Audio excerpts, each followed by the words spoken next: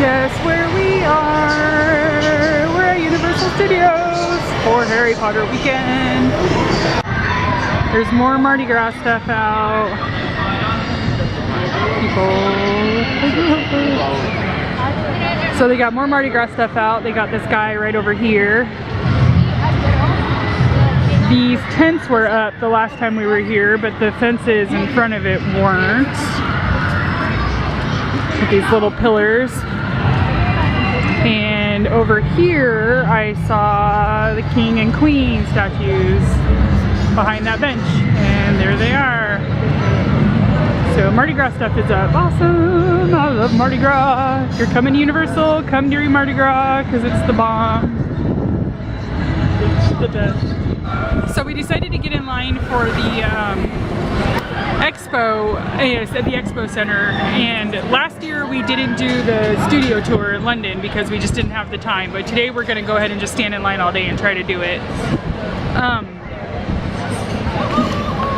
The costumes are fantastic, and I really apologize for the wind. I hope you can hear me over it, but I just love seeing people's costumes around here. I want to see if I can film this family over here without being like super obvious.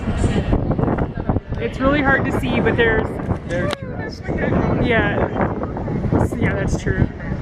So ahead of us, if my camera wasn't so blurry, oh, they're coming this way. Oh my God! There's a Dumbledore, there's a Hagrid, there's a Snape, and there's a yeah, he's a Gryffindor, so it's art. But there's Sprout, Professor Sprout. Oh my God, the costumes are so great, and the baby's a mandarin. That guy is dressed up like a really good Newt Scamander. So we got old Newt over here. I think the old Newt looks better. Okay, so we're inside. I know, that's what I said when we walked in. So we're inside the expo hall. We only had to wait about an hour. It said 2, which wasn't bad. And there's a Godric Gryffindor right there, which is awesome. And he has a Helga Hufflepuff that was standing with him a minute ago. There she is. And there's Helga Hufflepuff's backside. So right now we are in line for the Making of Harry Potter Warner Brothers Studio Tour, because this is the one thing we did not do. Alright guys, welcome to the Warner Brothers Studios Tour in London. This is a very miniature version of the studio tour that is over in London at Leavesden Studios, which is where the films were originally filmed, all of them, which is really, really cool. A lot of the things you'll be seeing today were actually used during the filming process. Last year we focused on the making of magical creatures. This year the focus is all... So these floating candles up here are the exact ones used for the films. The first couple of films, the other ones were digitally put in.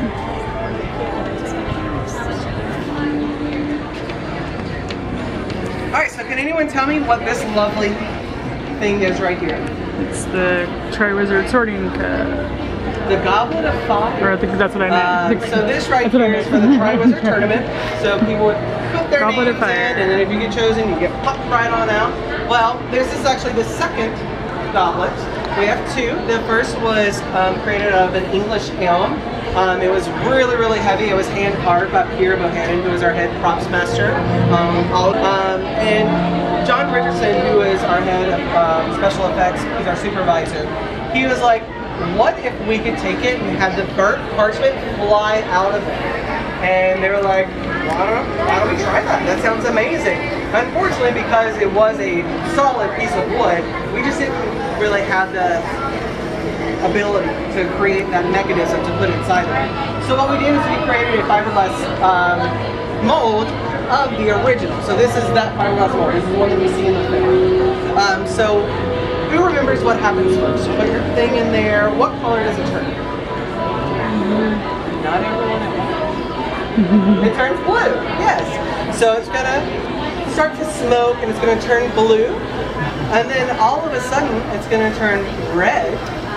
And then when it turns red, Mr. Sure saying something's probably going to fly out of it. So, if you want to pick up that little piece of parchment, you can keep it. And tell me what's on it. Harry Potter. Harry Potter, yes. He put his name in there. We don't know. Now another is going to be the proclamation wall. That's on behind you. Now these are the actual proclamations that Dolores Umbridge put into effect. So what they Red did for howlers are filming forbidden is on the to see the premises. looks of their Educational baby decree number they would have them 81. on a mechanism that would take them and throw them out of the wall. So they all came tumbling down at one time. Now, after that happens, because of Fred George Weasley, fireworks are going off, and then Dolores is taking off running, and she is smoking at the same time. That was an actual practical effect. We really had a smoking Dolores. So on the other side of this wall is going to be Dolores' suit that she wore that actually had a long cord that was attached to it that allowed smoke to start coming out of it. So that's, most people think that is a special effect, digital wise. But no, it was actually a practical effect that we used the whole entire amazing effect that I think y'all are all going to really appreciate. Look at the details on this goblet of fire.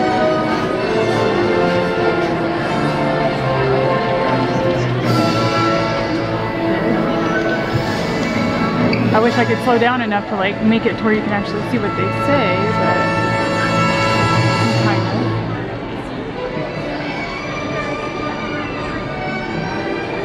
This was not something that happened easily, but it was okay. Because as we remember, Dumbledore did not let that happen, and so they sent millions and millions and millions of letters from Hogwarts. So if you remember that scene where there are literally letters everywhere, and Harry's just grabbing them and flying, they're coming from the fireplace, they're coming from literally all over. It looks like they're coming from the walls. They actually were. Not from the walls, but from over the walls. Because on a movie set, it looks very much like this, or like you're about to go into Privet Drive over there. There are walls around, so there were literally people that were throwing letters and dumping letters over the top. But the coolest scene, of course, was when the letters come flying into the Dursleys' house through the mailbox lock. So I'm going to have you guys take just one little step back, because it does come flying out a lot. If you have your cameras on, your videos, you might want to get your videos getting ready to go. I'm going to give you a 3, 2, 1 countdown, and then we'll just see what happens. But if you have a boomerang, you might want to do that too, because it's kind of fun. All right, so ready? 3, 2, 1. Those are yours to keep, so by all means take one. There are plenty for everyone. Now from here, you guys are going to be heading into The Dursleys' living room. There's Aunt Marge floating up there in the corner. That's hilarious. The suit that she wore, and there's the cake that Dobby dropped on that lady's head. So that little studio tour was short but sweet, and short and sweet, but it was still really, really cool to see some actual props from the films. Alright, so now we're getting in line to go to the Scholastic table where they're giving out free posters, and you can also like write on the wall like what Harry Potter means to you. I'm sorry, do you mind if I... Oh, no. No, absolutely not. This is a really, really, really, really awesome Prisoner of Azkaban costume. I love it. Thank you. I had to get that Bellatrix shot because that was just really, really good. And there's broomsticks from the movies. I think the one on the far left is Harry's Firebolt, right? That one right there.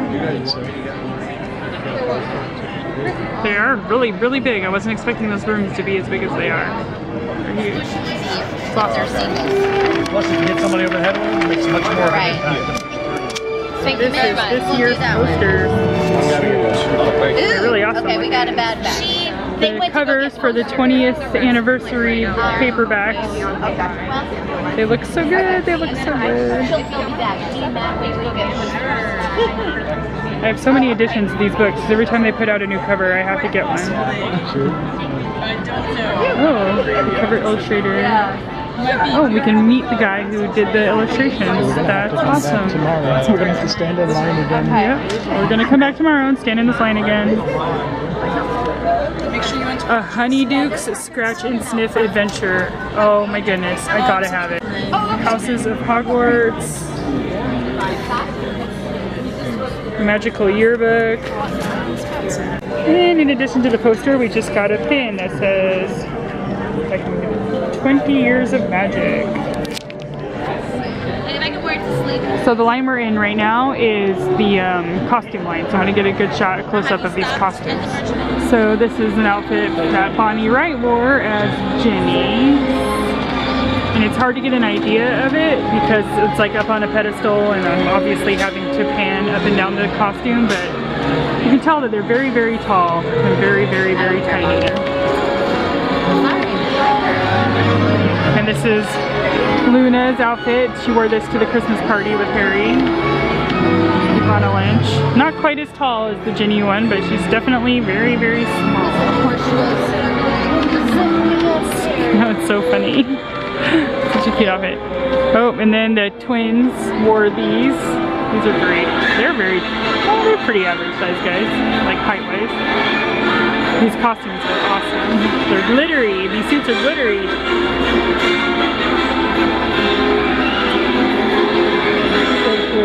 And down here we have Victor Crumb and Italiatina's Nymphadora Tonks costume right here.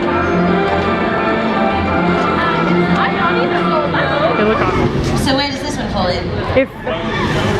She's just kind of a hopeless case. If I were to get sorted, I would be a Slitherclaw. Okay, so now we're in the other sound stage to check out what they got in here. Oh, there's the VR experience.